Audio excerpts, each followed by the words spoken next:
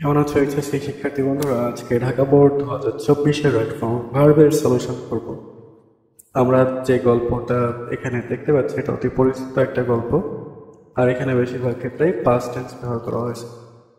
তো এটা খুব স্বাভাবিক ব্যাপার, রাইট ফর্ম উত্তর করতে গেলে কোনো ঘটনা যদি অতীতের হয়ে থাকে বেশিরভাগ অ্যান্সারগুলো অতীতের হয়ে থাকে।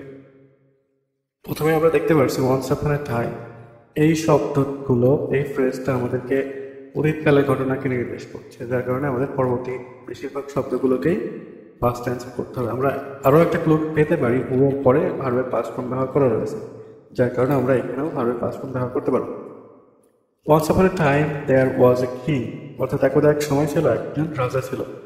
এখানে যে দেয়ার রয়েছে, দেয়ারের পরে এ কিং রয়েছে, অর্থাৎ দেয়ার যদি থাকে গ্যাপের পরে সিঙ্গুলার থাকলে এখানে সিঙ্গুলার ইউজ করতে হবে, যদি প্লুরাল থাকে প্লুরাল ব্যবহার করতে হবে।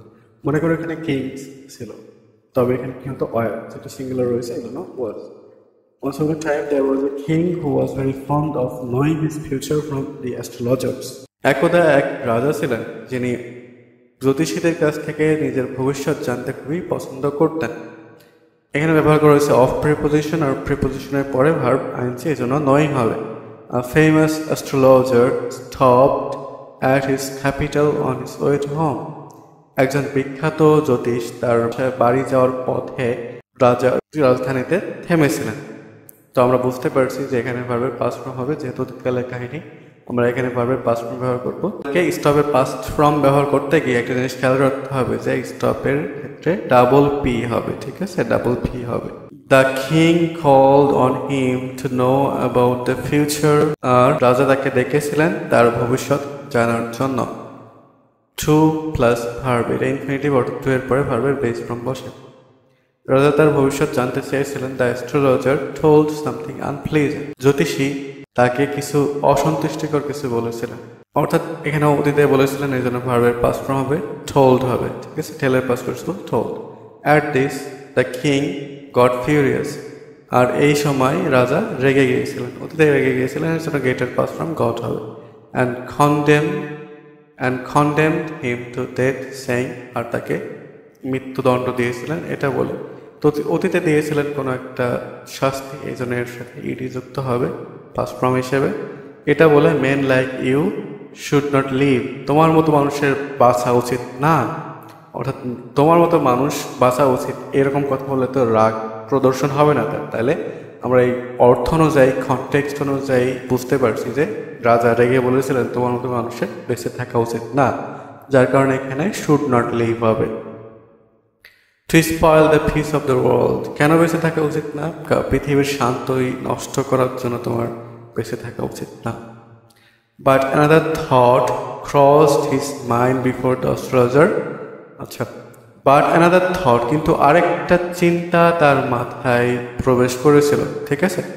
তো তোমরা একটা জিনিস খেয়াল করো, এখানে বিফোর রয়েছে, তাহলে বিফোর যদি থাকে তখন কি করতে হয়? প্রথমটা পাস্ট পারফেক্ট অ্যান্সার করতে হয়, এই জন্য হ্যাড ক্রসড হবে, ঠিক আছে, হ্যাড ক্রসড হবে এটার অ্যান্সার। পরবর্তীতে দ্য অ্যাস্ট্রোলজার, এখানে ভাবে পাস্ট ফর্ম ব্যবহার করতে হবে।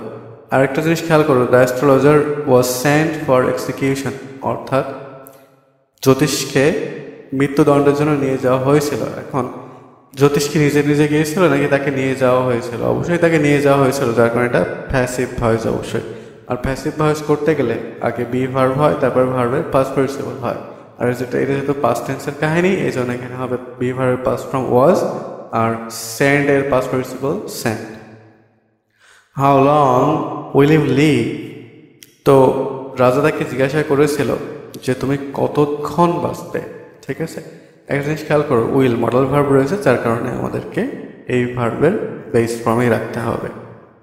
আস্কড দ্য কিং, রাজা জিজ্ঞাসা করলো। উইথ রেডি উইথ, প্রস্তুত বুদ্ধি নিয়ে। দ্য অ্যাস্ট্রোলজার সেড, জ্যোতিষ বলল। দ্য স্টার্স ডিক্লেয়ার দ্যাট, তখন অ্যাস্ট্রোলজার বলল যে তারাগুলো এইটা ঘোষণা করছে। তখনকার কথা অনুযায়ী এটাই বোঝাচ্ছে যে তারাগুলো ঘোষণা করছে, এই কারণে এখানে ভার্বের প্রেজেন্ট ফর্ম ব্যবহার করতে হবে আমাদেরকে। দেখো পরে কিন্তু ফিউচার ব্যবহার করা, এখানে কিন্তু পাস্ট ব্যবহার করা নাই, যার কারণে আমরা এখানে ডিক্লেয়ার ব্যবহার করব। তারাগুলো ঘোষণা করছে, I shall die only a week before your majesty, so good bye. তখন বুদ্ধির সাথে জ্যোতিষ বলেছিল যে আমি মহারাজ, আপনি মারা যাওয়ার 1 সপ্তাহ আগে আমি মারা যাব, তাই বিদায়। Dash this the king turn পেল like a dead man and shouted. এটা শুনে রাজার চেহারা একদম মলিন হয়ে গেল মৃত মানুষের মতো এবং চিল্লিয়ে বলল, খেয়াল করো এটা কি কোন সেন্টেন্সের স্ট্রাকচারে পড়ছে। এখানে কোনো অ্যান্ড অর বাট এট নেই যে কম্পাউন্ড হবে, কমপ্লেক্স হওয়ার মতো একাধিক সাবজেক্টও নেই, একাধিক ফাইনাইট ভার্ব নেই, যার কারণে আমরা বুঝতে পারছি এটা একটা সিম্পল সেন্টেন্স। আবার সিম্পল সেন্টেন্সে ফাইনাইট ভার্ব মাত্র একটা থাকে, আর এখানে ফাইনাইট ভার্ব রয়েছে টার্ন, যার কারণে আমরা এটাকে নন ফাইনাইট ভার্ব অ্যান্সার করব। এটা শুনে অর্থাৎ এর শোনা বোঝাতে ভার্বের আইনতে হবে হিয়ারিং দিস। অ্যান্ড শাউটেড এবং চিল্লে বলেছিলেন, ড্রাইভ দিস রেড শ্যাও, এই শয়তানকে তাড়িয়ে দাও। Let him come here again, যদি আমরা বলি তাকে আবার এখানে আসতে দাও, আগের কথার সাথে সাংঘর্ষিক হয়ে যাচ্ছে, তাহলে কথাটা এরকম হবে, তাকে আর কখনো আসতে দিও না। এই জন্য অ্যান্সারটা হবে let him not come again. Last answer হবে নট কাম।